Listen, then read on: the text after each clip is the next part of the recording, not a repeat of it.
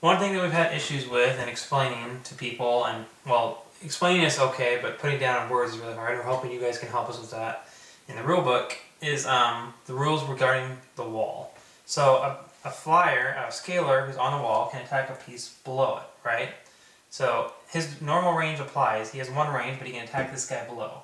But for the scout to attack the scalar, he needs two range to get to him. And the reason is you count the cards. There's 1, 2 pieces here, 2 spaces taken, so it takes 2 range to get him. He can't do it. So now, if his sniper, can you grab your sniper? Yes, I can. So if his sniper, who has 2 range, was below, which is the sniper here, his sniper can kill the scalar because he has 2 range, and that's 1, 2, kills him. So if he was also, if the scalar was here, the sniper could get him. 1, 2, he can get him. If my scalar's over here, the sniper cannot shoot him because it's 1, 2, 3. What people get confused with is saying that, oh, this is a second spot because this is 1, 2. But that's not how we're doing with the rules. This is still 1 space, just as if this is 1 space. It takes 1 range to get this. It doesn't take 2 because it's not 1, 2. This is still just 1 space. It takes, everyone can kill the wall with 1 range, but they can't get on top of it without 2, which is saying this guy now is a second space. It takes 2 range to get him. To explain that in the rules, we're having difficulty. I'm sure there's an easier way to do it, but I'm just going to illustrate one more time how the rules, how we play with the wall, and see if you guys can come up with a better way to explain it. So like I said, it takes 2 range to get someone on top of a wall.